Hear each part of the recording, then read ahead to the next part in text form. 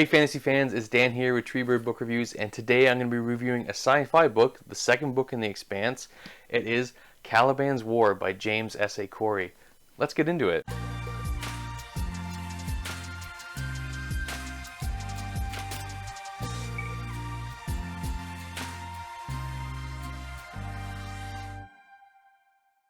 Hey guys, welcome back. Another review here.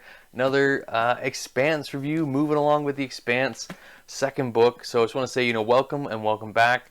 For any people who are new, my channel is really about reviewing sci-fi fantasy books, kind of having some other funnier videos like tier lists, top 10s, stuff like that. So if you like the channel and you like what I'm doing, like and subscribe, guys. Hit me up on the Discord. There's always a lot of chat going on in there, discussing books and sci-fi books, fantasy books. So if you want to discuss the Expanse with me, I'm in there, loving the series. So in this review, I'm going to do a bit of a mix-up. I'm going to be doing a spoiler-free kind of talk about the book, and then I'm going to kind of get into spoilers later. So I'm going to talk about spoiler-free, likes and dislikes, and then spoiler near the end. Don't worry, I'm going to have chapters in the video. I'm going to mark, and there'll be a clear spoiler warning, just to warn anyone who doesn't want spoilers. I mean, again, it's the second book in the series, so I don't know why you'd be watching this if you haven't read Leviathan Awakes or read Caliban's War, as a matter of fact. But, we're going to kind of keep it light, spoiler-free first, and then kind of get into, discussion about the book and the things that happen in this book.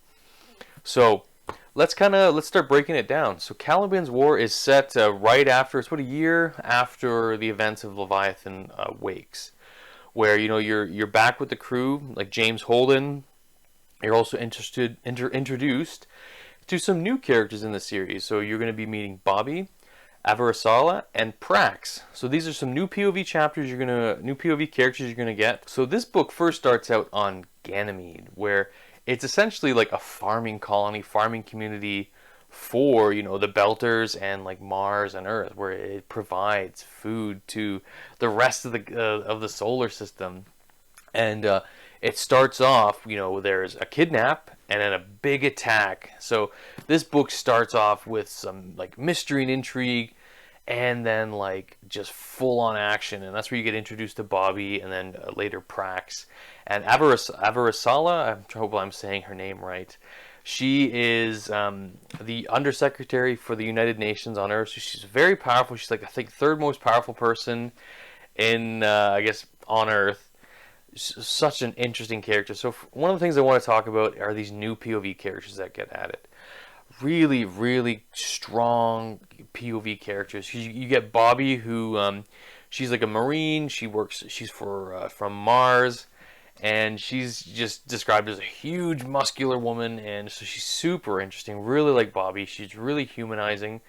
I love her POVs. Loved her takes on things.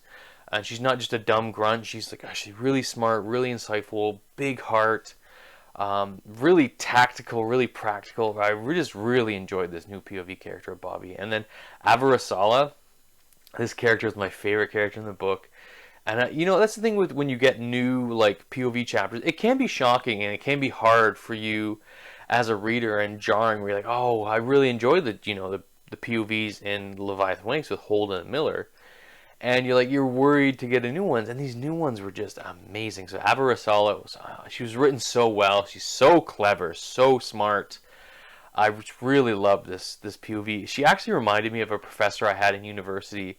Maybe not in terms of Avarasala has a potty mouth, and my professor, she didn't have a potty mouth, but she was so brilliant. And just when you're speaking to her, she's 10 steps ahead of you, and just beautiful mind, just a really humanizing, well-rounded character for Avarasala. She's this crotchety, brusque, politician, but she has a heart of gold. She has a family that she loves, and I think she has really well-established motivation. So, Bobby and Avarasala, they feel like real characters. They're fully fleshed out, and their motivations, feel justified. So I really love these new characters. And then you also have Prax, and he was an interesting character. He gets kind of added in more on the mystery side, where there was this kidnapping. I'm not going to get into more to it, but he was a good POV. I think he was interesting. He was a very clever character. He added a lot to the story. He had added more of the science depth back to the story and had that scientific background because he has a PhD in botany. So yeah, I really liked Prax. His chapters were okay, and you know he's been in a really tough situation throughout this whole book, and you feel for this guy, like he's just been beaten down and crushed, and it's, you know, these the authors in this book did not hold back. Like they really like beat you down with this character, and you feel for him, and it's heartbreaking what he goes through, and you know you just, it's so compelling. This book was so compelling. And then the last POV was Holden. So Holden returns. You're getting more POVs from him. Holden, again, was probably my least favorite of the POVs, actually. He's just one of those characters. He just annoys me because he's, you know, that goody two-shoes, like righteous, self-righteous idiot. And, but, you know, a lot of the characters recognize that. And he recognizes that about himself. Like, he may be an idiot, but he's not stupid kind of thing. Like, he just, like, he's got this code, he's self-righteous, and he has this, you know, just like trying to do right by the universe. I don't know. Interesting character. You know, he's really polarizing, I think, Holden. He makes a lot of stupid decisions, but he's also kind of self-aware. And, you know, I liked him a lot more near the end of the book. So again, just kind of to round up the spoiler-free section, you know, if you really enjoyed Leviathan Wakes, so you're really thinking about getting into the series, and you know they're going to throw some new POVs at you. You're going to be out in different parts of the you know, the solar system compared to Leviathan Wakes. You know, you're going to be on Ganymede, a lot of stuff in space, on spaceships, traveling. You know, you're going to have some POVs on Earth, which is kind of new because you didn't get any in the last book. There's not a lot of there's not a lot of belters because Miller was really our belter connection. That's kind of missing in this book, but that's okay because you get all these other interesting characters. So I thought this book was very action-packed. There is a kind of a continuation of the Eros storyline where, you know, where Eros was infected. I guess a spoiler here, like for Leviathan Wakes. So you have to have kind of read Leviathan Wakes. I would imagine you would have read that, but you know, there was, so spoiler, there was the Eros, the proto-molecule infection on the Eros station, which eventually crashed on Venus. And so there's this activity that's kind of happening on Venus, and it's kind of flaring up, this activity, as other things are happening on Ganymede and throughout the solar system. So there's more proto-molecule stuff. I'm not going to spoil anything in this section. So I'm just going to get into my overall, like, what I thought of this book and how it compared to Leviathan Wakes and what I recommended. So yeah, wow, what a book. This book was great for me. I started it early, like in a sense that I put it on my Goodreads early, but when I actually got into brass tacks reading, I think I read it in 3 days. And it's big. I think this is one of the biggest or the biggest book in the Expanse. I just couldn't put it down. It was so good. It had me just by the, you know, seat of my pants. Like, I just loved all the new POVs. Loved how where they were going in this series. Loved the mystery. Loved the monster.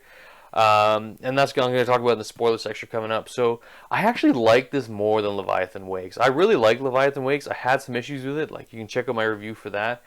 But in terms of, did I enjoy this more? Yes. Did I rate this higher? Yes. Like, I'm actually going to give this book a 4.8 out of 5 because it was that good. It was such a good book for me. Really enjoyed Caliban's War. Such a strong, and I know a lot of people said it's not their favorite in this series. I'm like, this one was great. Like, if this is not, was one of their least favorites, and I loved it, I'm like, oh, I can't wait for the next few books. So, yeah, definitely going to be continuing with The Expanse. Really enjoyed this book. Like, such a, just a really clever book. A book that kind of kept you hooked through, kept me hooked through the whole thing. Again, this is all my opinions. So, yeah, that's Caliban's War, guys. So this is the ending of the spoiler section, or spoiler-free section, and now I'm kind of going to break it down into, you know, some spoiler talk and some of the things I liked about Caliban's War. So if you want to stick around for spoilers, we'll see you in a second.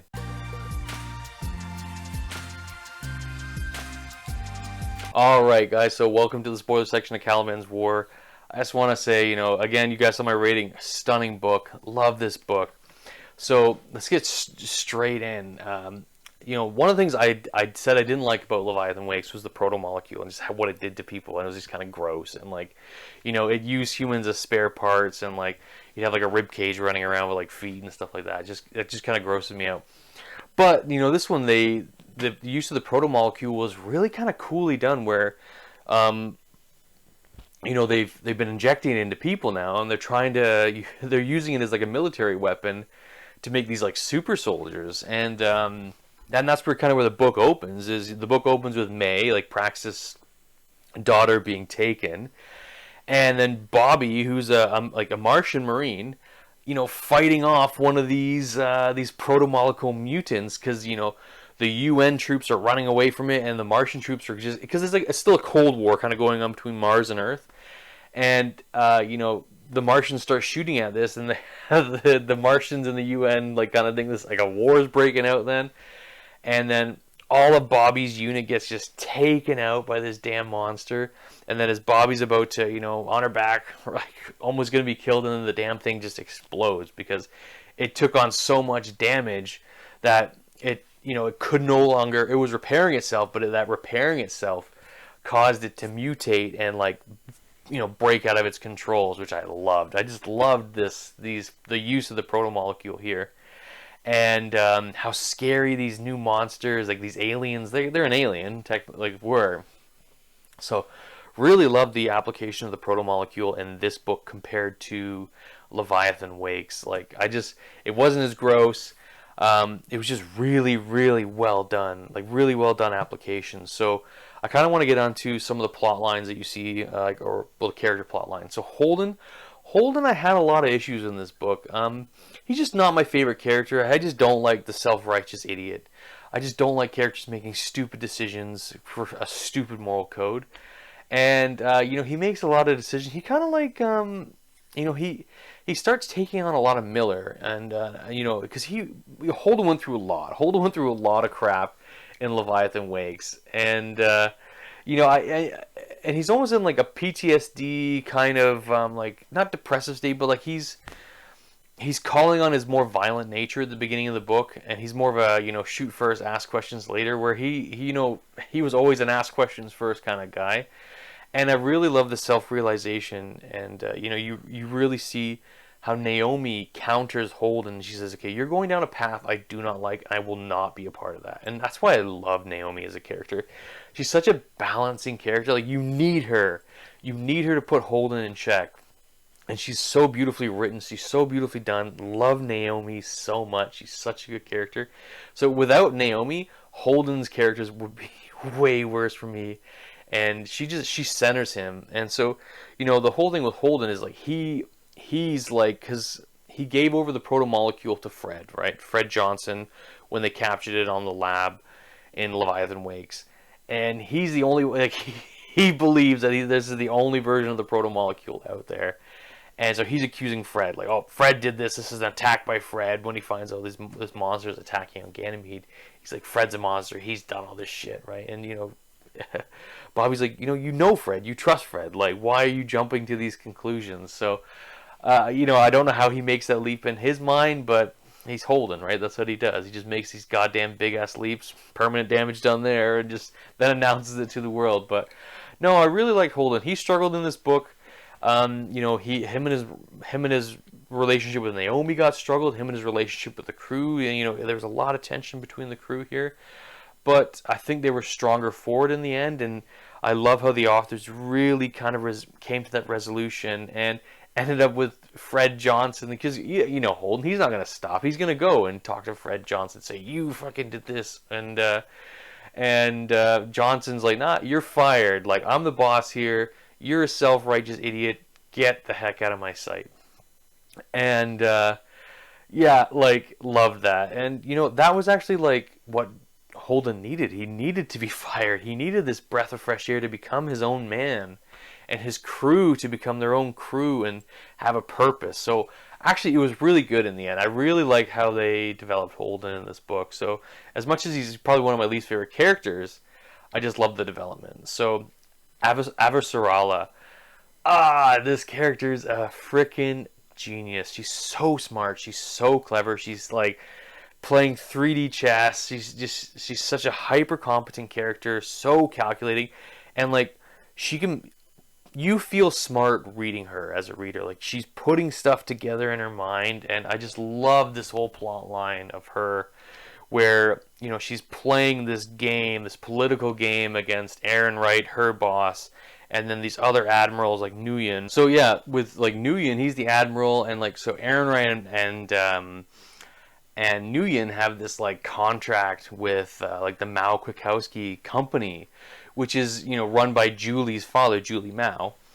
And you know they've been testing. They developed this proto molecule, trying to you know, put it into like make it a military weapon. And you know, she's like, you know, she's got a like Abercerala. She's so smart. You know, she sees these guys for what they are. She finds the corruption within her own cabinet, and she's like, okay, she's like all action, no nonsense. She's got a potty mouth. Just I love this character. She was so good. Like I loved how brilliant she was. How she just put everything, like everything snapped into place for her. She knew, like when characters did something, you know, she saw it. She saw it for what it was. She saw when, you know, Aaron Wright was threatening her at the end of the book. She's like, perfect. You have nothing left. You've played all your cards. You're over. You're done with. So, just such a brilliant character. And I loved, you know, you see the side of her when she's working with the government, and then you see her with her grandkids and her husband, and she's such a totally different person. And she's, you know, the mask actually that she wears is the mask she wears at home. And, you know, her real self is when she's working in the government in the UN. So just a brilliant character. Loved all of her dialogue. Loved just her interactions with Bobby, because her and Bobby, she eventually hires Bobby to be her kind of security guard, almost, you know, personal assistant after she fires Soren, because he was like backstabbing her. And yeah, I just really, really liked her and Bobby's relationship. And then when she meets Holden, she's like, yeah, you're a friggin' idiot. Like she says to his face, she's like, you're a dumbass. But you know, you're gonna be the dumbass that helps me, and I'm gonna use you. Like she sees people as a little bit as tools, and not as maybe a means to an end.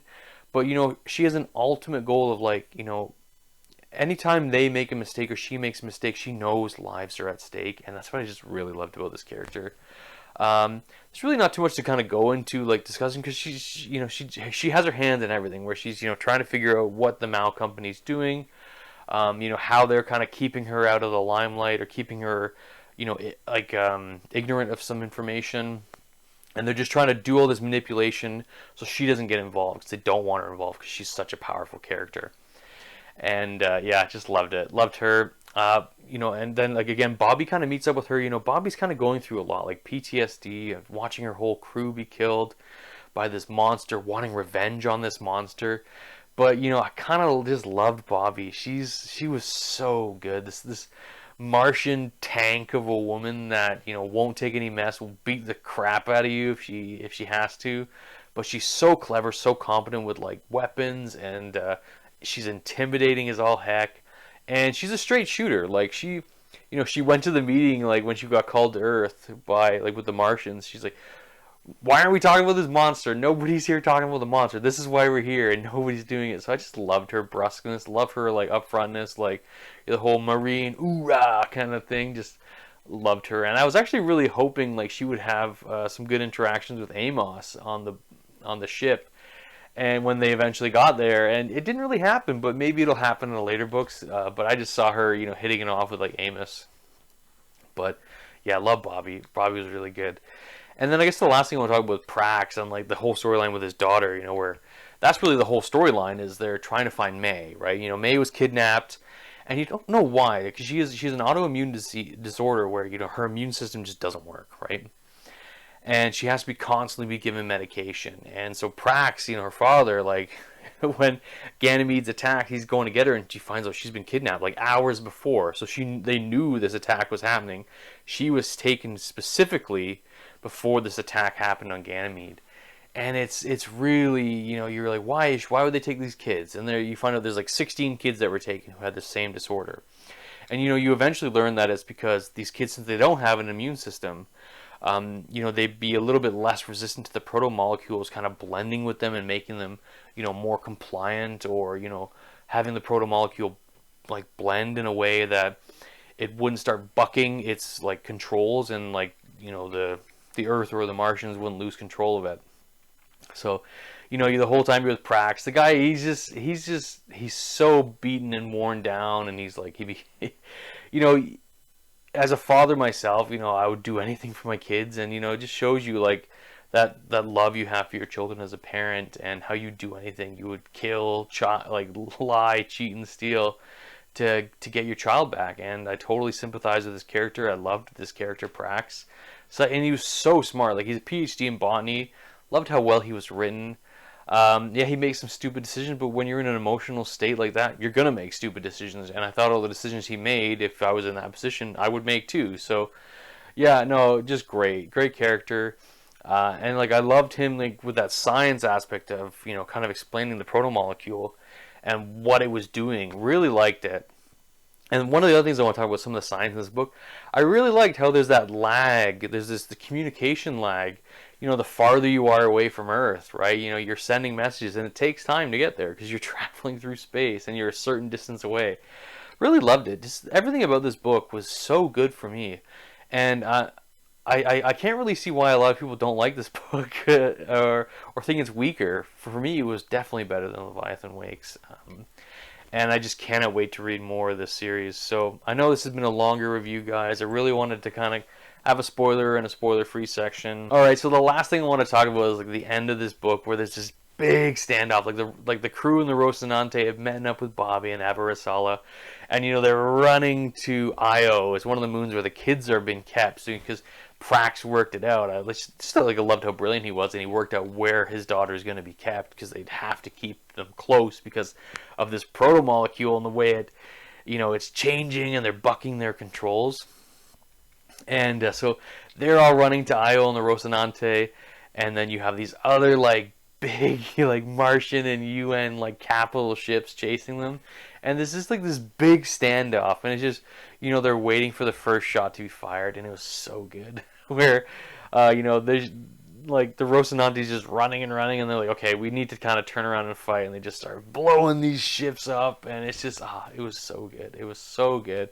And then Holden again, you know, he never misses an opportunity to get like irradiated. So he's running onto the ship, and he eventually, you know, gets the ship to explode because a bunch of the protomolecule like mutants had been sent there, and like were attacking this UN ship. So just a great ending. I really love the ending. And then the final thing that happened in the end, where Venus kind of woke up and then sent out this, like, I guess it's like a pod or like a being into space. I can't wait to see what's happening in the third book.